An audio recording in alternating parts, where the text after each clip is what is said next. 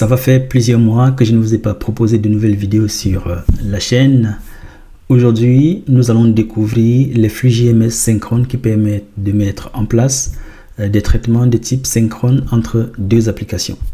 Un émetteur envoie une requête, un récepteur la traite et puis répond à la requête. Vous allez découvrir 3 scénarios possibles dans TIBCO BW5 et dans quel contexte vous pouvez les utiliser. Je sais que ce sont des traitements qu'on n'a pas l'habitude de faire au quotidien, mais il peut arriver que des contraintes projet nous amènent à mettre en place ce type de traitement avec TIBCO EMS. Donc, je vais vous proposer 3 scénarios, 3 patterns possibles avec TIBCO BW5. Donc, je vais vous présenter les différents patterns sur TIBCO BW5, sur le designer, comme ça vous allez pouvoir voir l'exécution. J'ai également compilé l'ensemble des patterns dans un article que vous pouvez bien évidemment retrouver sur mon blog personnel. J'ai également fait une version PDF qui est disponible toujours sur mon site miafo.net. Si vous ne retrouvez pas ce PDF directement sur mon site, n'hésitez pas à m'envoyer un message pour recevoir cette version, pour recevoir la version en PDF.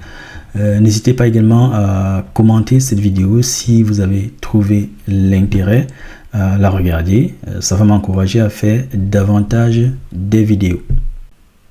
Donc, pour la mise en œuvre de nos différents patterns, nous allons utiliser les activités suivantes, donc JMSQ Sender, JMSQ Requester, JMSQ Message, Wait for JMS Message et l'activité Reply to JMS Message. Le premier pattern que je vous propose, donc c'est un pattern qui utilise les activités JMSQ Requester, l'activité JMSQ Receiver et une activité Reply to JMS Message. Je vous montre ça tout de suite sur le TIBCO Designer. Donc pour ce premier pattern, comme je vous l'ai dit, on a un émetteur qui publie un message en utilisant l'activité JMSQ Requester.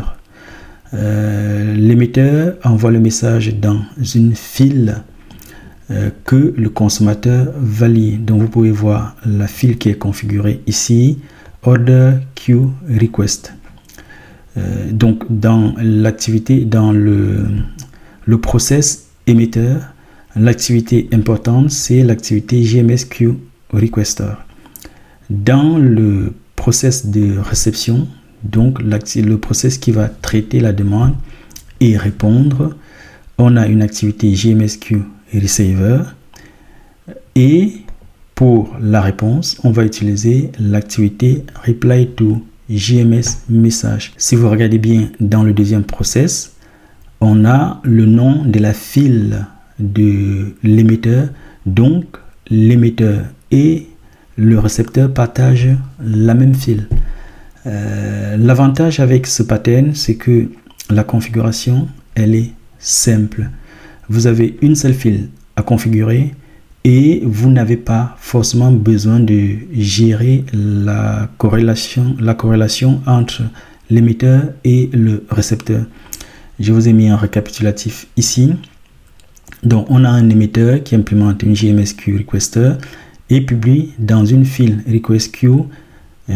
L'émetteur attend la réponse sur la queue temporaire. Donc, vous remarquez que l'émetteur envoie son message dans une file.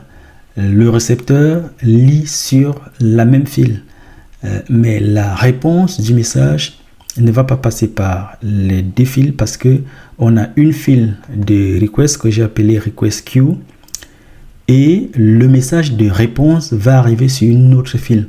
C'est une file temporaire qui est gérée par TIBCO.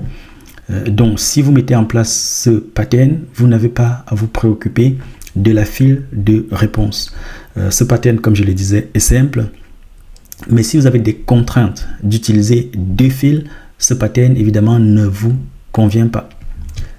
Donc, j'ai mis le récapitulatif, j'ai mis les avantages et les inconvénients. Les avantages, c'est que c'est simple à implémenter. C'est simple à implémenter.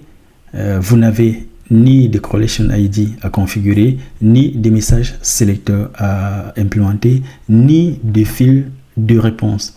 Alors, je vous montre comment ça fonctionne. Allons voir l'exécution. Donc, ce que j'ai fait, j'ai mon premier process qui va lire un message. Ça, c'est, vous pouvez implémenter ce que vous voulez ici. Mais le plus important, c'est le JMSQ Requester. Et dans le deuxième process, le JMSQ Receiver et le Reply to JMS Message. Je vais exécuter, comme ça, vous allez voir exactement comment ça fonctionne. Donc, je lance l'exécution là. Le premier process va attendre de recevoir un message. Donc, je fais arriver un message. Vous voyez, donc il lit le message. Il envoie ce message dans la file des requests. Ça, c'est le message. Et au niveau de la réception, voilà, il reçoit le message sur la request queue, comme je l'ai appelé, sur la même file.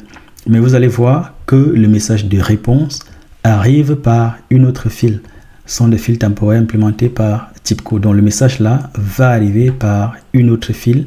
Et ce qui va se passer, c'est que lorsque l'émetteur envoie le message ici, il reste en attente de la réponse.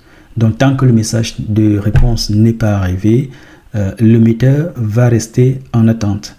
Ce que vous devez faire, c'est absolument implémenter un timeout. Sinon, vous allez attendre de façon indéfinie. Donc, comme vous pouvez remarquer ici, il n'y a pas de correlation. Il n'y a pas de correlation ID à gérer. Il n'y a pas de fil de réponse à gérer. Mais il faut absolument mettre un timeout ici pour ne pas attendre de façon indéfinie. Ce qui est important ici, et TIBCO le dit dans la documentation officielle, lorsque vous mettez en place ce type de traitement, vous devez avoir une seule file de request qui est partagée entre l'émetteur et le récepteur. Pour le message de réponse, c'est TIBCO qui gère avec des fils temporaires. Donc, c'est géré avec des fils temporaires de TIBCO. Donc, si on regarde par exemple ce message qui a été lu par le récepteur, vous voyez, voici la file temporaire. Voici la file temporaire. Donc, lorsque l'émetteur envoie son message, TIBCO crée automatiquement une file temporaire de réception de réponse. Donc, voici la file qui est partagée. La file de destination est partagée entre l'émetteur et le récepteur. En revanche, la file de réponse, c'est une file temporaire. Donc, pour chaque message qui est envoyé, il y a une file temporaire qui est créée.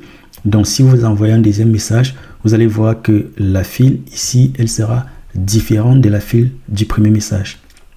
Donc, ça, c'est le premier pattern. Je vais vous montrer également les deux autres patterns. Si vous avez besoin de plus de détails sur la configuration, vous voyez ici, il n'y a pas grand-chose.